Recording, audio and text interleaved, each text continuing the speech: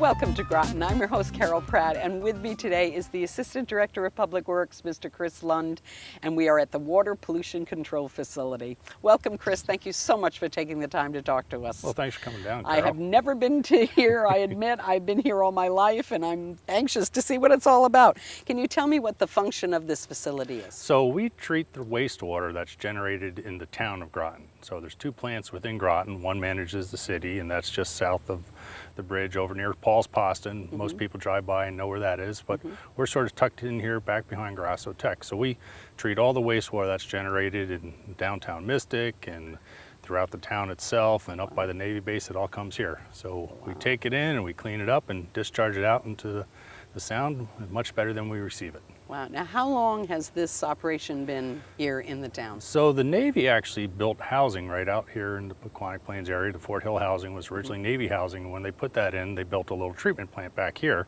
since been demolished, of course. And then the town took over operations in the mid-1960s. And in the early 1970s, when the EPA and environmental laws were becoming really prominent, the town got, like many communities, lots of grants money, and they built the biggest part of the plant right then and there, and it's grown over time. So we've been running it, like I said, since the mid-60s, and it's grown to meet the capacity as the town's grown. Wow. Now, before the 60s, then it was just what the Navy had built? Yeah, it was a very small little system, and only treated the part of this town right out here, Midway Oval, Pequannock Plains area. Wow. How many gallons of wastewater per day, approximately, do you handle? We average around 3 million gallons per day, which actually we're sort of a mid-sized plant for Connecticut. We have much more capacity than that. We could treat as many as 15 million gallons a day, and we've come pretty close, or more than that, during like Superstorm Sandy and the hurricanes and whatnot.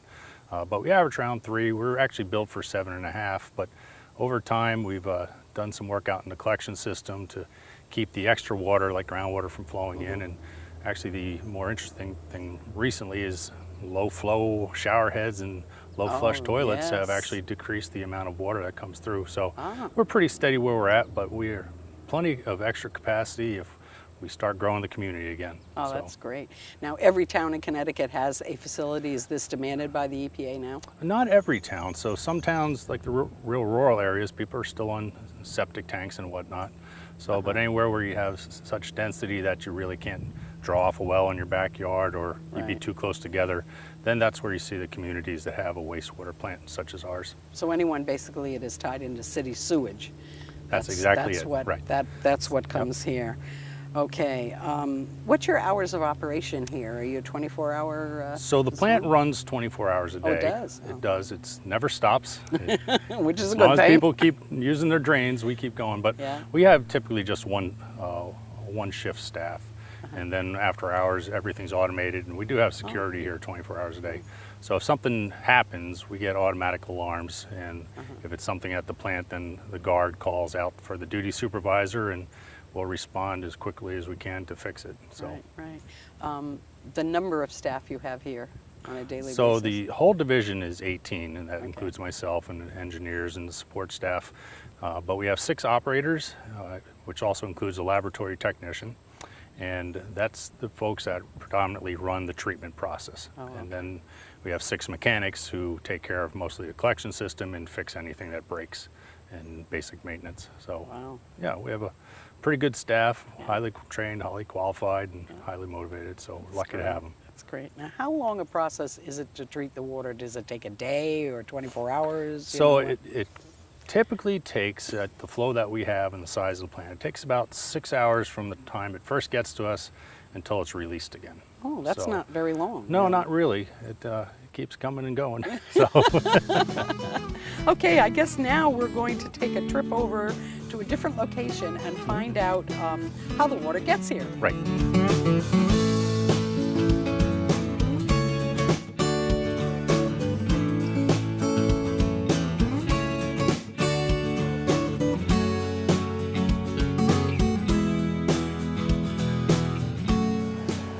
We're here where it all begins at the Water Pollution Control Facility, and with me is Mike Salvatore. He is the acting chief operator. Welcome, Mike. Thank you for taking the time to visit with us. How does the water get here, first of all? There's collection systems. Every house or business that has plumbing, the series of pipes in the roads brings it to here. There's a series of pump stations along the way. So something is pumping it all the way here? Yes. Wow. Right. Wow. So everyone who uses city sewers, there's some pump station near them? Yes. There's Okay. usually right at the low point of the neighborhood. It'll okay. flow from your house, gravity, to a local area where it's then pumped to either another pump station or directly here. Those have got to be powerful pumps, I'm thinking. Yes. Yeah. Wow. And where is the first stop for the raw sewer water? Right here, this is the aerated grit chamber. Okay. It's the sewage is aerated to keep the organics and light material in suspension. Meaning that you push air into Right, the... there are air pumps Okay. and air lines that actually keep it boiled up. Uh-huh. And the heavy stuff like the sand and eggshells in the lake settles to the bottom. And then after it leaves there, it goes to the screen building. We have step screens that filter out all the rags and anything that shouldn't be in there. Yeah, what sort of debris do you find that you don't wish you would find, I'm all sure? manner of rags, the flushable wipies people use. Is that good, the flushable No, wipes? no, They're not? they're flushable, but they're not treatable. They're responsible for a lot of clogs. Oh, We have to really? clean out pumps pretty frequently because of them. Okay, but toilet paper is okay, but not, Right, not these things that are flushable made wipes. for toilet tissue that's Yeah. designed to break Oh, down okay. easy. What's the most unusual thing you found in the debris? We found cell phones, Cell sometimes phones? toys. Oh yeah. Oh, no. Now, do you find wood and other things that come through? all kinds of wood and construction material, gravel. Yeah. Now, those drains in front of our house, the storm drains, that doesn't come here, does No, it? no. No, that's a separate thing Right. altogether. So, but okay, how much debris do you remove from this water? About 4 or 5 yards a month. It gets compressed, dewatered to compressed. so. And what does that mean in terms of, I don't know what 4 or 5 yards is? Like what, a couple of dumpsters. a couple of dumpsters, Yeah. really? That much? And then what happens to the debris? It goes where? It's taken to the incinerator. To the incinerator. Yeah, Okay, the where is garbage it? hauler picks it up and hauls it with the garbage. And where does the water go after the debris is all cleared out of it? It goes to our primary clarification. The primary clarification, and I think that's where we're going to go next. Yes. So let's do it.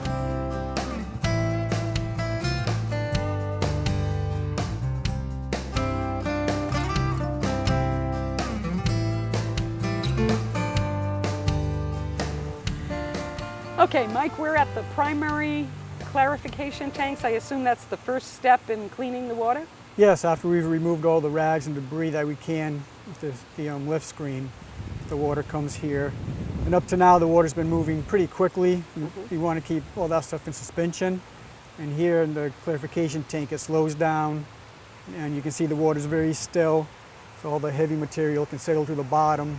Any floatables can be floated to the top. And those two things are removed and treated elsewhere. Okay. Now the water is clean enough to release in any form? I mean, No, it's no, not- it still needs to go through the biological process and Okay. have nutrients removal. Okay, and that's the location we're going next, the next step? Yes. Okay, let's do it.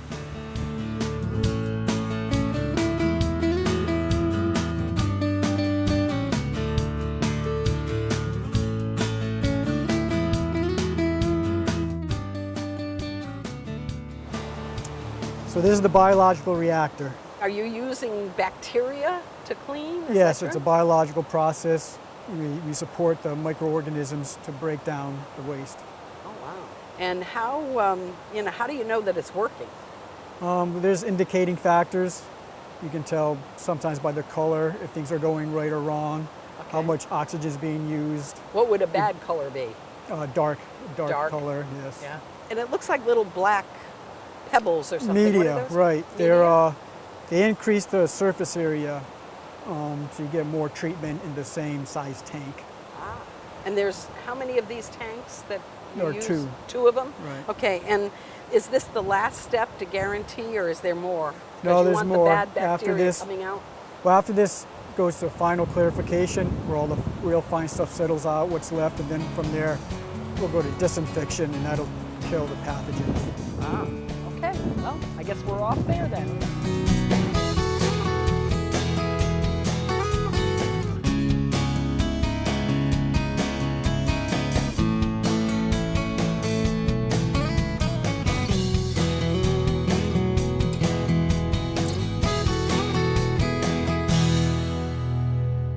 Okay, we just left the primary clarification and secondary, and we're where now?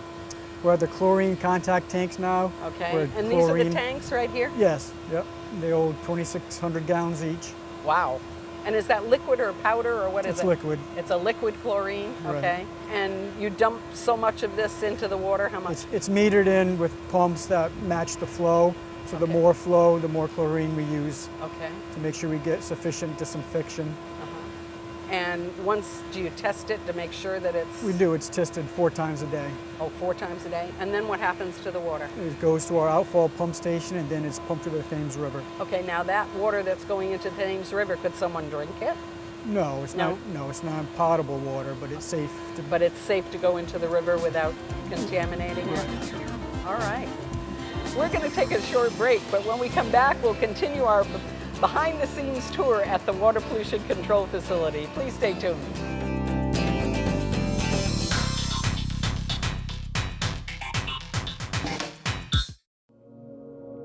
Dancing to me, I think it's the truest form of expression. I was a dancer since I was 4 years old. I was tripping and I was falling and I didn't even know what multiple sclerosis was. With the 360 camera, it gives the chance for someone to see what I see, experience what I experience. Have a surprise. Are you ready for this? Here we go. Oh my God.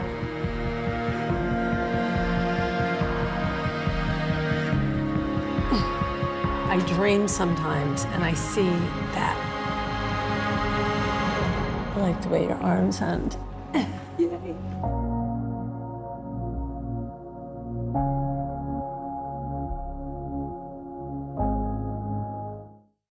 I am a veteran.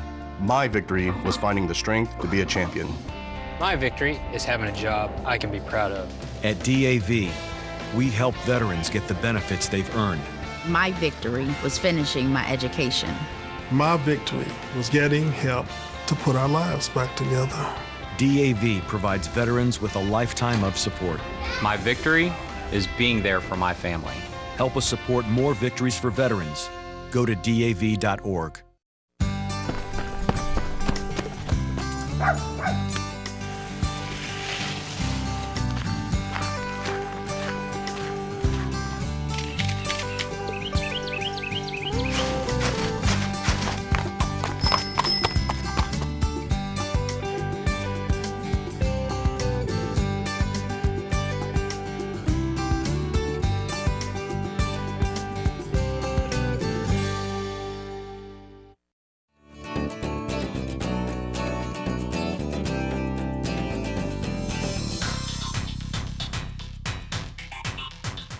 Welcome back. We're talking with Mike Salvatore at the Water Pollution Control Facility. Mike, whereabouts are we right now?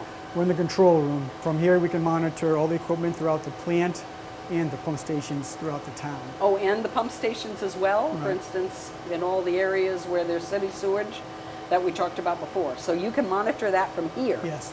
Okay, now what happens, I know Chris said that there's not somebody here 24/7. You guys are here until what, 5 o'clock or 4 o'clock or something? 3:30. Yeah, and then what happens? Well, then a guard comes in and they stay in here and they'll monitor the alarm boards.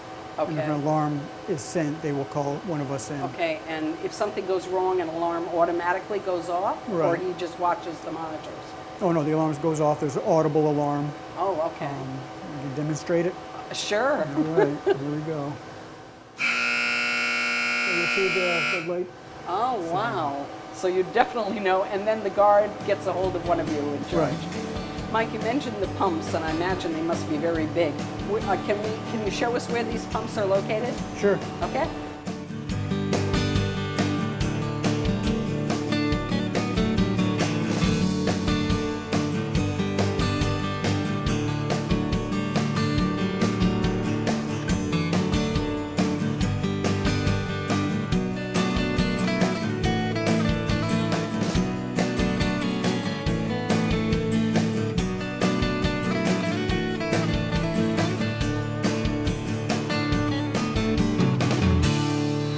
Mike, we walked quite a distance to get down here. How many feet of tunnel are underground? Almost 1,000 feet. Wow. What sort of equipment is down here? I know you said pumps. What else?